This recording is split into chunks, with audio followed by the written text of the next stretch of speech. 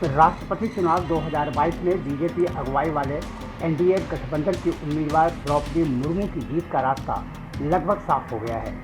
इस चुनाव में मतदान 18 जुलाई को होगा और उसके बाद ही अंतिम नतीजा पता चल पाएगा, लेकिन स्थितियां झारखंड के इस पूर्व राज्यपाल के पक्ष में हैं। इसे ऐसे समझा जा सकता है कि ओडिशा के मुख्यमंत्री और बीजू जनता दल के प्रमुख नवीन पटनायक ने द्रौपदी मुर्मू को उम्मीदवार बनाए जाने को गौरव का क्षण करार दिया है। तो बीजेपी अध्यक्ष जेपी नड्डा ने द्रौपदी मुर्मू को एनडीए उम्मीदवार घोषित किया और उसी रात नवीन पटनायक ने ट्वीट कर इसे ऐतिहासिक क्षण करार दिया। उन्होंने ट्वीट किया, देश के सर्वोच्च पद के लिए एनडीए का उम्मीदवार नामित होने पर द्रौपदी मुर्मू को बधाई। जब माननीय प्रधानमंत्री नरेंद्र मोदी जी ने इस मुद्दे पर बात की तो मुझे बेहद खुशी हुई। ये ओडिशा के लोगों के लिए निश्चित रूप से गौरव का क्षण है।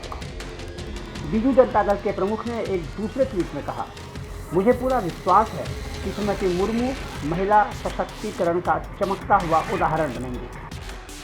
इन दोनों ट्वीटों से ये साफ हो गया कि प्रधानमंत्री नरेंद्र मोदी ने नवीन पटनायक से द्रौपदी मुर्मू की उम्मीदवारी पर बात की। समझा जाता है कि उन्होंने बीजू जनता दल से समर्थन मांगा है और इसकी पूरी संभावना है कि नवीन पटनायक द्रौपदी मुर्मू को समर्थन देंगे। उन्होंने ट्वीट कर उनकी उम्मीदवारी को ही ओडिशा के लोगों के लिए गौरव का क्षण बताया है। फिर वे इस गौरव के क्षण से ओडिशा के लोगों को वंचित कैसे कर सकते हैं। नवीन पटनायक ओडिशा अस्मिता की ही राजनीति करते हैं और ओडिशा गौरव उनकी वरीयता में सबसे ऊपर होगा। ऐसे में ओडिशा की बेटी को देश के सर्वोच्च पद से दूर रखने की वे सोच भी नहीं सकते।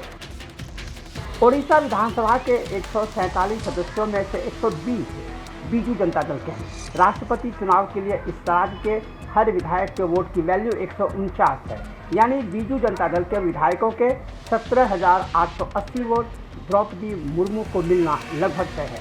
राज्य में कुल मिलाकर वोटों की वैल्यू 21,903 है। यह हिसाब जरूर इसलिए है कि एनडीए के पास राष्ट्रपति चुनाव जीतने लायक वोट नहीं है, यानी वो अकेले अपने बलबूते द्रौपदी मुर्मू को राष्ट्रपति निवास तक नहीं पहुंचा सकती। प्रधानमंत्री नरेंद्र मोदी ने विपक्ष के वोट को छोड़ने की रणनीति के तहत ही द्रौपदी मुर्मू को राष्ट्रपति पद का उम्मीदवार घोषित किया है। बता दें कि राष्ट्रपति चुनाव अप्रत्यक्ष वोटिंग से होता है, जिसमें एक इलेक्टोरल कॉलेज राष्ट्रपति चुनता है। इस इलेक्टोरल कॉलेज में लोकसभा व राज्यसभा के निर्वाचित सदस्यों के अलावा राज्य विधानसभाओं और केंद्र शासित क्षेत्रों के निर्वाचित प्रतिनिधि होते हैं। इलेक्टोरल कॉलेज में 4,809 सदस्य हैं। इनमें राज्यसभा के 233, लोकसभा के 543 और विधानसभाओं के 4,033 सदस्य हैं। वोटिंग के दौरान हर संसद सदस्य और विधानसभा सदस्य के वोट की वैल्यू होती है। इस बार हर संसद सदस्य के हर वोट की कीमत 700 तय की गई है। राज्य के विधानसभा सदस्यों के वोटों की कीमत उस राज्य की जनसंख्या पर निर्भर है।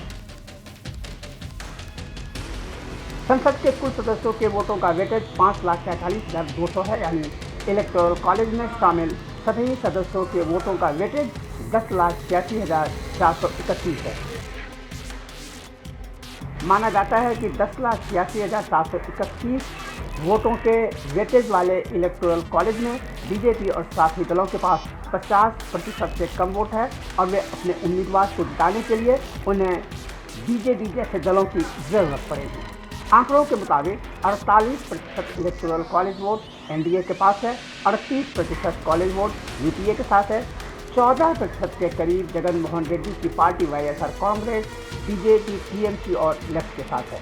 52% इलेक्टोरल कॉलेज वोट विपक्ष के पास है। लेकिन ओडिशा के 17,880 वोट द्रौपदी को मिलने और विपक्ष के साझा उम्मीदवार यशवंत सिन्हा के इतने ही वोट कटने से स्थितियाँ बीजेपी के पक्ष में चली जाएंगी।